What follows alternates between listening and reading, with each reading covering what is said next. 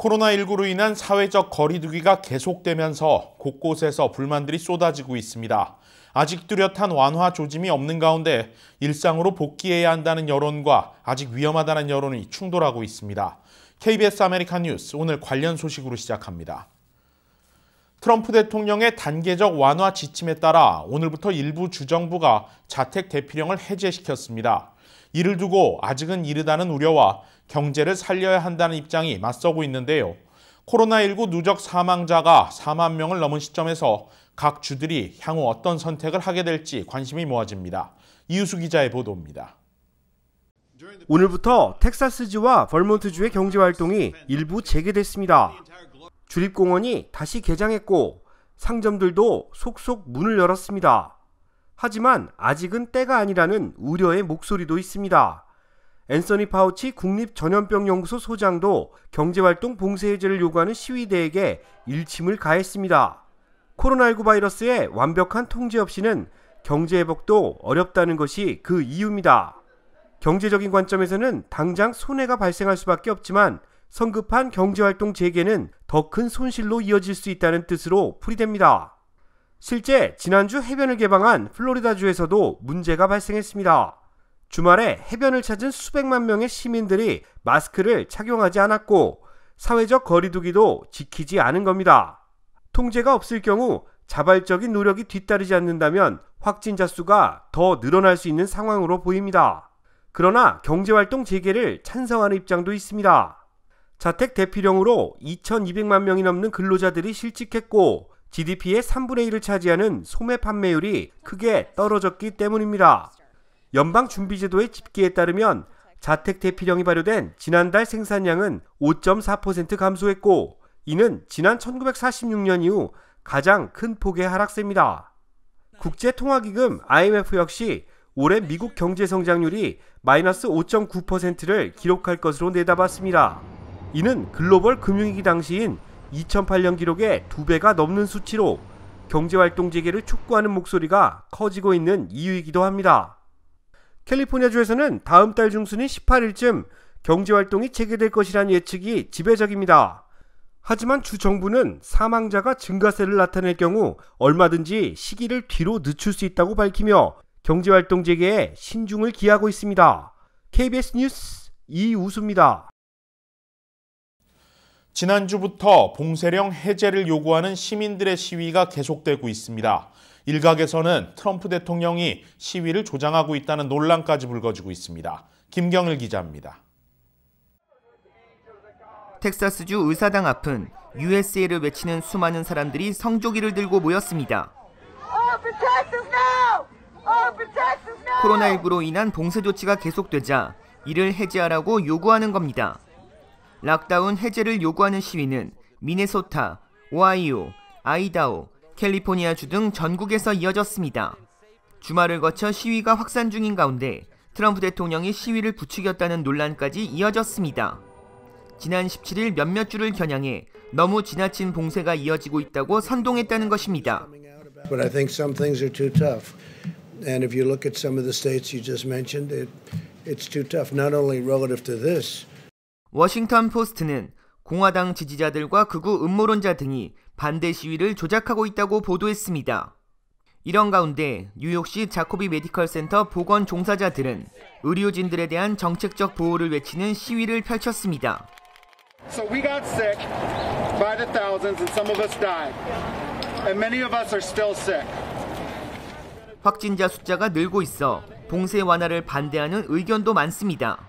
그러나 정부 보조금 지급을 못 받은 사람들이 거리로 나오고 여기에 의료진들도 보호 정책을 요구하면서 시위는 여러 분야로 확산되는 분위기입니다. KBS 뉴스 김경일입니다. 에리카 세티 LA 시장이 새 회계연도에서 시 공무원들의 대량 임시 해고가 불가피하다며 앞으로 뼈를 깎는 고통이 이어져야 할 것이라고 전망했습니다. 올 회계연도 시정연설에 나선 에리카 세티 LA 시장의 표정은 예년에 비해 훨씬 어두웠습니다.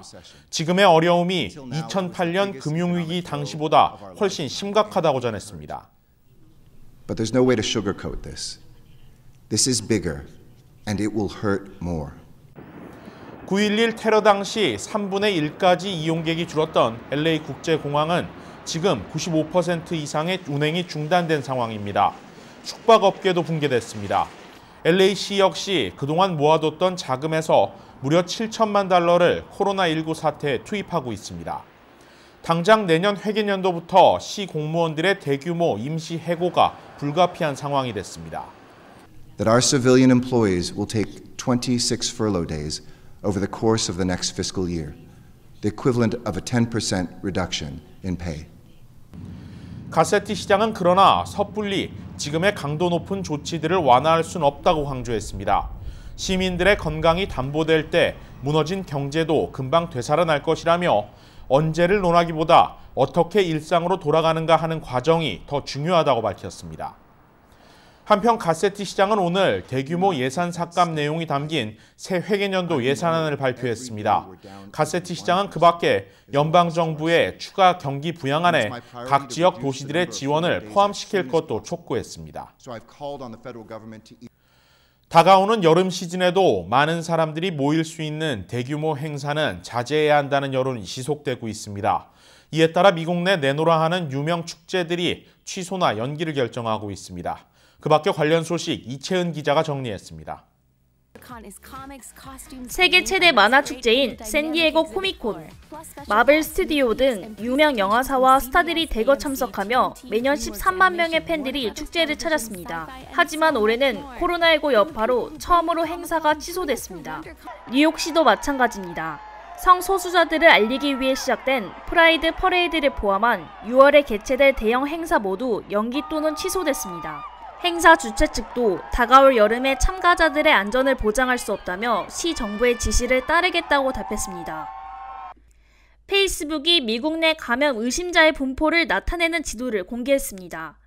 최근 2주간 미국 내 100만 명 이상이 해당 서비스에 참여했으며 의심자의 비율을 알기 쉽게 색깔로 표시했습니다. 페이스북 측은 해당 서비스가 의료 물품 배분과 경제 재가동을 결정하는 데 필요할 통계 자료가 될 수 있을 것이라고 전했습니다. 유나이티드 항공이 1분기 손실이 21억 달러에 달하며 재무부에 45억 달러 규모의 대출을 신청했습니다. 또한 현금 확보를 위해 보유 중인 항공기 22대를 매각하고 이를 다시 리즈한다고 밝혔습니다. 월트 디즈니는 오늘부터 전체 직원 중 절반가량인 10만 명에게 무급 휴직을 실시했습니다. 이 조치로 디즈니는 한 달에 최대 5억 달러를 절약할 수 있을 것으로 예상됩니다. 지난주 금요일 한인타운 시니어 커뮤니티 센터는 허브웨슨 LA 시의원의 기부를 받아 타운 내 저소득층 노인 아파트 2곳에 200개의 도시락을 전달했습니다. 시니어 센터 정문섭 이사장은 어려움을 겪고 계신 노인들에게 따뜻한 저녁을 대접해드릴 수 있어 기쁘게 생각한다며 도움을 준 허브웨슨 시의원과 한인식당에 감사를 전했습니다. KBS 뉴스 이채은입니다. 뉴욕시 5개 보로의 고위험군 지역에 코로나19 진단검사장이 추가로 들어서 오늘부터 테스트를 시작했습니다. 제휴사 뉴욕 KBTV 김은지 기자입니다. 뉴욕시는 오늘부터 5개 보로 전역에 걸쳐 코로나19 고위험군 커뮤니티에 추가로 10개의 진단검사장을 오픈했습니다. 이는 최근 코로나19 대처 조치에 지역적 차이가 크다는 통계 자료가 발표되면서 소외계층이 코로나19 진단검사를 쉽게 받을 수 있도록 하기 위한 조치입니다.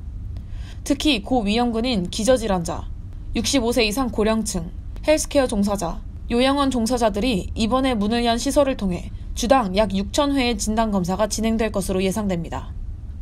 뉴욕시는 공립병원 내 파트너십을 맺은 민간 의료기업인 원 메디컬에 브롱스 양키 스타디움, 스태튼 아일랜드 등 5개의 진료검사소도 추가 설치했습니다. 또한 약국체인 라이트에이드가 최근 뉴욕 라클랜드 카운티 벨리코타지에 있는 스토어와 뉴저지 버겐 카운티 왈드윅에 코로나19 검사를 위한 무료 드라이브스루 진료소를 운영하고 있습니다. 뉴욕은 오늘부터 업스테이트의 뉴 하트포드 스토어와 남부 뉴저지 베링컨 스토어에 진료소가 추가됐습니다. 이 진료소는 오전 9시부터 오후 5시까지 운영되며 해당 업체 웹사이트 righteaid.com에서 사전 예약 후 검사가 가능합니다. 이번 뉴욕 뉴저지 진단검사소 설치로 인해 의료 서비스의 지역 편차를 줄이고 코로나19에 취약한 업종 및 소외계층의 사망률이 저하되기를 희망해봅니다. KBTV 뉴스 김은지입니다.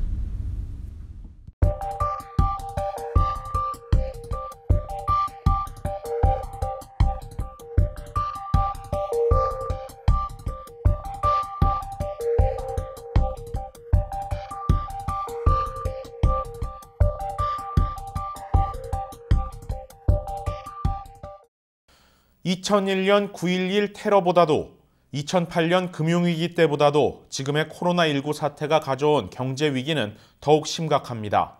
하지만 그럴 때일수록 철저한 방역만이 더욱 빠른 V자 경기 회복을 가져올 수 있는 계기가 될 것이라는 점 잊지 말아야겠습니다. 뉴스 마칩니다. 고맙습니다.